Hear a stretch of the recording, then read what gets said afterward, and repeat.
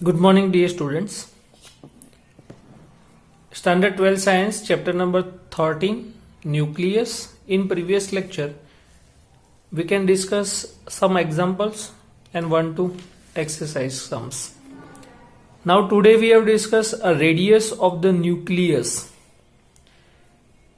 According to Rutherford's suggestions and Geiger-Marsden performs their experiment on the scattering of alpha particle from thin gold foils. Their experiments revolving that actually the nucleus of gold has to be less than 4 into 10 raised to minus 14 meter. And for this experiment, Rutherford was found the radius of the nucleus in the range of 10 raised to minus 14 meter. Rutherford found a radius of nucleus in the range of 10 raised to minus 14 meter, means in Fermi meter.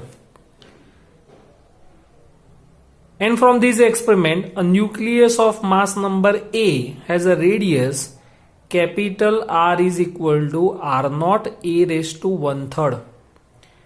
At Rutherford's suggestions, Geiger and Marsden performed their experiment on the scattering of alpha particles from thin gold foils. These experiments revolving that the actually size of nucleus of gold has to be less than 4 into 10 raised to minus 14 meter. And from this experiment, Rutherford was found the radius of nucleus in the range of 10 raised to minus 14 meter. So radius of nucleus formula R is equal to R naught A raised to 1/3. A is atomic mass and R naught is a radius, average value of radius, और वो value constant है 1.2 into 10 raised to minus 14 meter. Volume of nucleus V equals to 4/3 pi R cube, but R की जगह हम formula लिखेंगे R not A raise to 1/3 cube. 3 cancel हो जाएगा तो 4/3 pi R not cube into A. And from this equation, V proportionality A means volume of nucleus is depends on atomic mass. Density of nucleus, so density of nucleus rho equals to capital M by V. What is capital M? Total mass of nucleus. Let us consider mass of each one nucleon. Mass of each nucleon is small m. So how many number of nucleons in the atom? In the nucleus A. Capital A is atomic mass, और जितना atomic mass होगा same number of nucleon होगा. तो अगर एक nucleon का mass small m है तो कैपिटल ए न्यूक्लियन का मास कितना होगा? ma. And this is a total mass of nucleus. Volume की जगह हम क्या लिखेंगे? 4/3 पाई आर नॉट क्यूब ए कट 3 ऊपर ले जाओ 3m by 4 pi R naught cube. R naught constant, m constant. From this equation, density of nucleus does not depends on mass of number. Density of nucleus does not depends on atomic mass, capital A. Volume depends on atomic mass, but density does not depends on atomic mass. Next, draw the nature of graph of average binding energy per nucleon, means EBN versus A atomic mass, and explain it. यहाँ पे हमने graph plot किया है EBN versus A.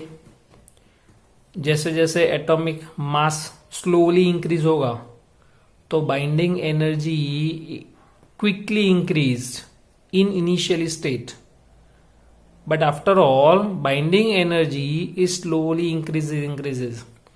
And binding energy per nucleon, maximum binding energy per nucleon for Fe, और उसके बाद EBN value, binding energy per nucleon, gradually decrease with atomic mass. The binding energy per nucleon is practically constant. ये ध्यान रखना theory. Binding energy per nucleon remains constant. For which nucleus?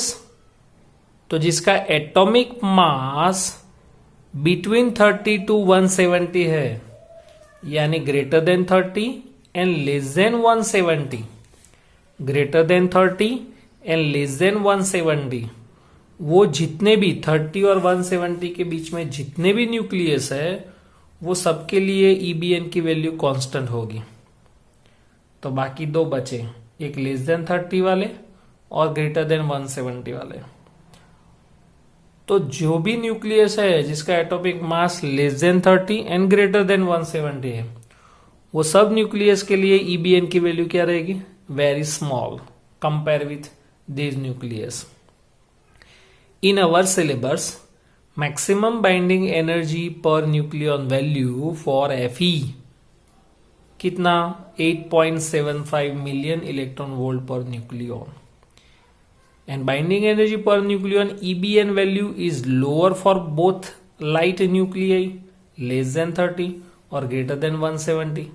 But जो less than 30 है उसको हम light nucleus बोलेंगे, और जिसका atomic mass greater than 170 है is called heavy nuclei. तो अब ये जो heavy और light nuclei है, ये दोनों nuclei को हमको ये रेंज में लाना है कि जिसकी वजह से बाइंडिंग एनर्जी वैल्यू क्या हो जाए? Constant.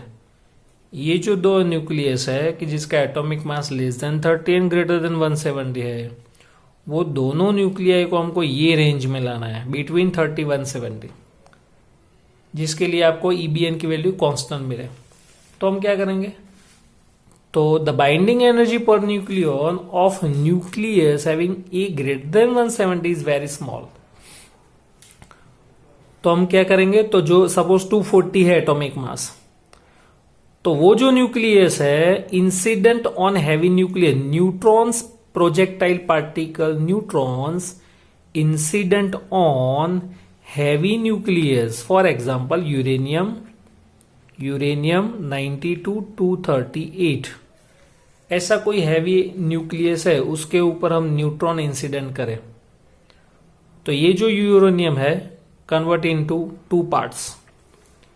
So if a nucleus A equals to 240 breaks into two 120 nuclei, तो 120 वो 30 170 के बीच में आ जाएगा.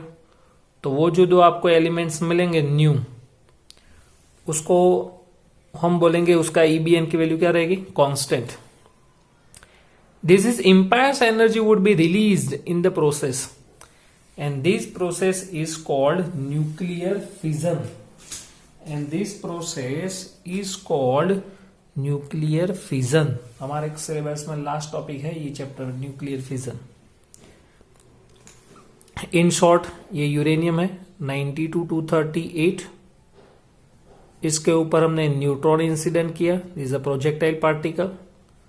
तो uranium convert into two particles, two nucleus, for example beryllium and krypton.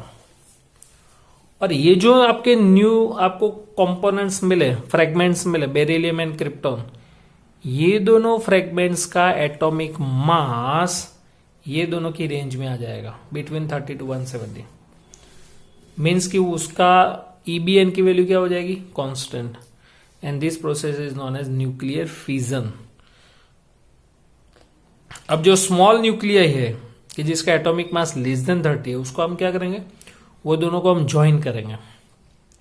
If two very light nuclei joining two the form a heavy nucleus, to the form in heavier nucleus, the binding energy per nucleon of the fused heavy nuclei is more than binding energy per nucleon of the lighter nuclei, और वो value constant मिलेगी. And this process is known as nuclear fission. That means the heavier nucleus is more tightly bound than the light nuclei.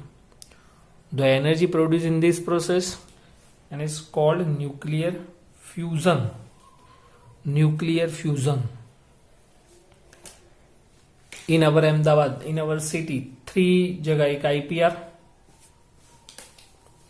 According to physics related 3 institute है, IPR, institute for plasma research, institute for plasma research, जो Mother Dairy है उसके पास में ये institute है, institute for plasma research. वहां पे nuclear fusion की प्रोसेस होती है, न्यूक्लियर फ्यूजन। दूसरी फिजिक्स के रिलेटेड कौन सी है, तो इसरो, वो तो आपको पता है, इंडियन स्पेस रिसर्च ऑर्गेनाइजेशन।